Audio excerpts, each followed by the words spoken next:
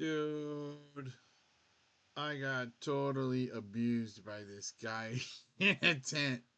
As far as being a security guard, not physically abused, but like we have these rules, like not to let people get within 6 feet of you, and I didn't. But there's this other thing about like 30 feet and 10 feet and not backing away from certain stuff. These people were in these tents on this bank property the other night. It's like 3 in the morning. It was like 2:30, something like that. I got there and I just said right away. I said, "Hey, it's private property. This is private security. You're trespassing. You have to leave. The bank doesn't want you here. If you don't leave, we'll have to call the police." And then like two of them left right away. There was four people, and then another guy like starts packing up his stuff, but he's like kind of agitated. And then he gets going, but then he comes back and he comes over and he's like, "Hey, my other friend's sick and she's not moving." And like she was older than him. I saw it later. Um, I do night patrol. Oh, that was good. That's what I think about this situation. Maybe you can't hear it on the microphone. So I'm going with this one shot, one kill. Uh, so the guy's like, "Hey, like all this stuff, like you have to give us another place to go." I'm like, "What?" He goes, "Yeah, there's new laws." I go, "Bro," he's like, "I'm not a drug user. I'm not a dirtbag." He's like all agitated, like whatever you call it. I'm sitting in my car. I was like, "Oh shit, why is he walking up to the car?" I had the blinkers on. I had backed up like 100 feet away, but I was still in the parking lot. Just giving them their time. I'm not gonna do that anymore. I'm gonna drive up right 20 feet, turn the spotlights on, honk twice, bip bip, and then say what I said, and then stand on the other side of the car, so I'm like 30 feet away. Like, "Hey, no, don't come over on this side of the car. I'll take it as an act of aggression and call 911." My boss had to sit me down. So I took all these pictures and I put them in the email to the private patrol and our upper management, like we're supposed to. He goes, "This is way too many pictures." He goes, "And what's this? Your lights aren't even on." I said, "No, it must have been between blinks when it took the picture." He's like, "Why are you off the property?" I said, "I don't know. The guy was so weird." He started pulling out flashlights and doing all the shifty hand stuff. I just didn't want to get in a cagey like trap with this guy and then him be like saying he's not on drugs but he is on drugs and then like attack me and me shoot him and me go to prison because they say it wasn't justified because I should have backed away. So I just backed away. He goes, "No, you shouldn't back away though." What you should do is not get trapped like that. I was like, all right. I'm gonna do it differently. It is so weird being armed in a vehicle out in public. Basically, I mean, we're on private property. I used to work at a country club. I worked inside the gates, policing little poodles. They run free off their leashes and stuff.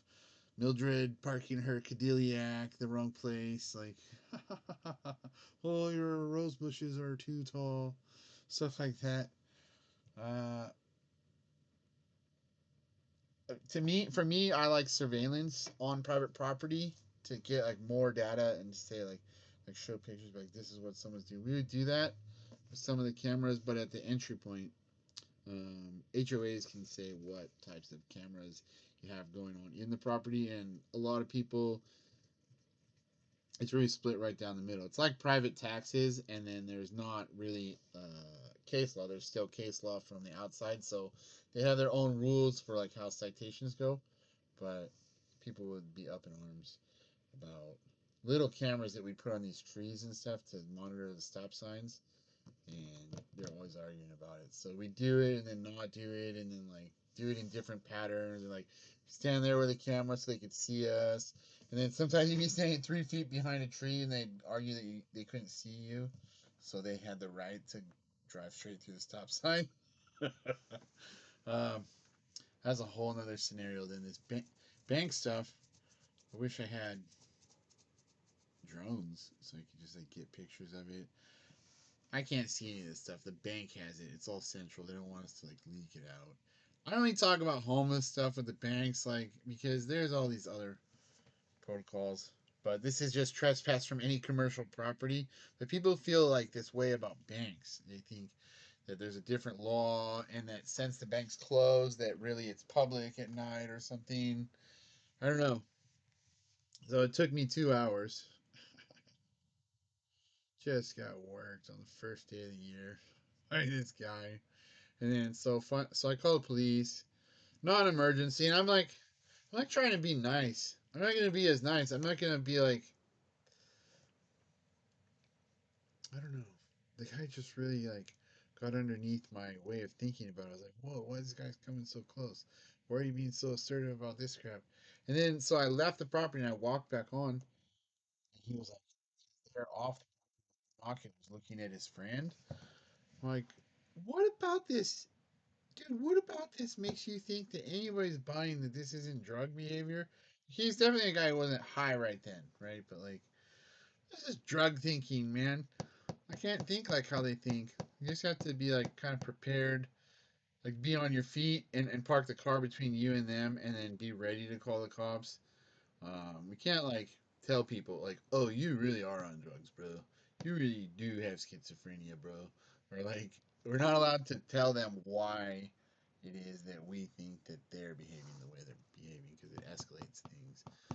So I did definitely not escalate anything, which yeah, you know, nothing, nothing that you don't want to happen other than it taking 2 hours and me sending a bunch of bunk pictures. Like they were all basically asynchronous seeming because these people left and then they kept coming back. So people do this. They're like leave, so I'll stall. I'll be like, oh, I won't call the cops yet. I'm sitting there like da da da, and then they leave and they come back and they'll like be shifting through all this stuff. And like the other places where I was in the day, someone pulled out a gun at one of our other guards, but it wasn't a real gun. It was a fake gun. But they took the orange tip off. And he's not just a guard. He's a bank uh, security patrol supervisor, and he was a police officer, a marine, and a corrections officer. So he immediately drew down on the guy, and the guy was like the pistol barrel was pointing to the ground. It was all black with no orange tip, and it's just one of those sketchy things. Like, whoa, you don't know that someone isn't gonna have a gun, even though homeless. They don't have money; they spend it on drugs. They're not gonna keep guns. Um, Gangsters have guns. Other people have guns who aren't quite homeless. We were doing different types of drug crimes, but not like the street homeless. They have a knife or something. So I don't know. A few times I've gone up to the street homeless, like in this little overhang where we have to clear people at one of the properties. I'm like, yeah, you know, I have this camera on for my protection and for yours. It's nothing. You and I both can't say the other one did something that didn't happen. We just have to ask you to leave the property.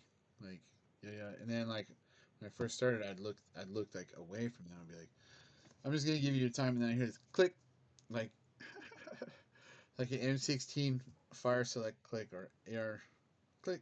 Here's click. Oh shit! I got shot because I was trying to be nice to someone rather than just like like maintaining eye contact. They play every game they can. So I don't know. I'm just gonna stand uncomfortably close, but still with the car between me and the people, and tell them that I'm gonna call 911. I hadn't really thought about calling 911 ever for one of these like camping trespasses because they just are camping and the police really do have other stuff to do. But if you stay, here's the thing, staying in their bubble a little, and they think their bubble is like the whole property, right? But staying like kind of around 20 feet, it's gonna make them less comfortable. They're gonna say a lot of crap, but that's what I have to learn how to do. I'm really not a confrontational person. I joined our Marine Corps and I was an Abrams tank mechanic years ago, 15 years ago.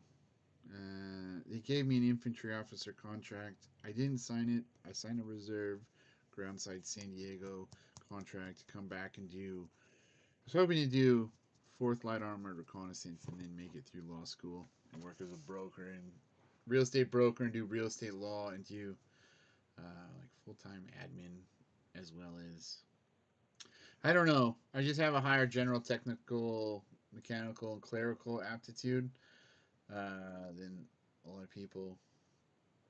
I don't have the highest IQ in the world. I scored in the 99th percentile in the ASVAB. I have a 121 IQ.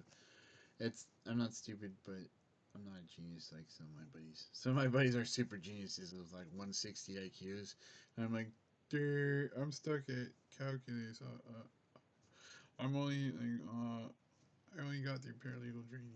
I only do software work. Like, it doesn't equal idiot, but I really wish I had a faster processing unit inside my skull because these tweakers, they really like pull. You gotta think faster than they think to be able to deal with this and do security the right way.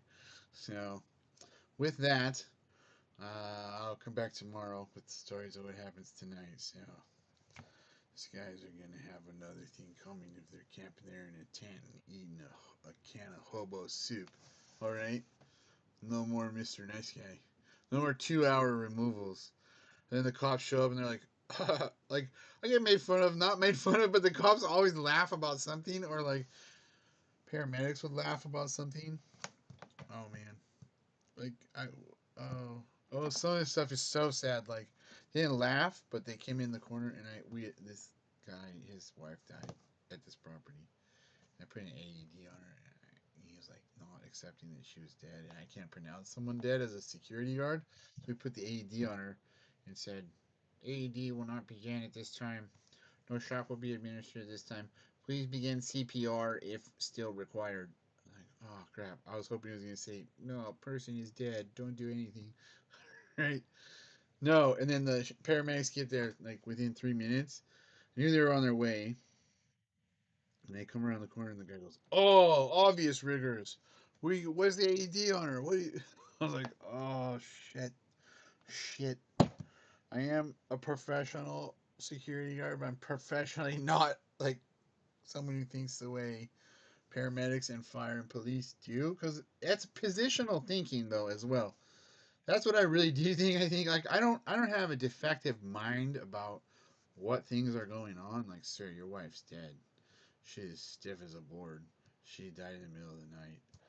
I can't believe you slept next to her and didn't notice. Like, no, you don't say that stuff because it's uncomfortable. Um, yeah, I don't know.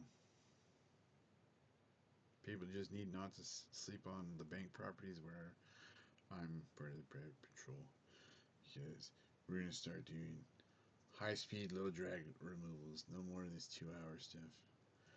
Plus, also, I needed to use the restroom the whole time, so I was like standing there.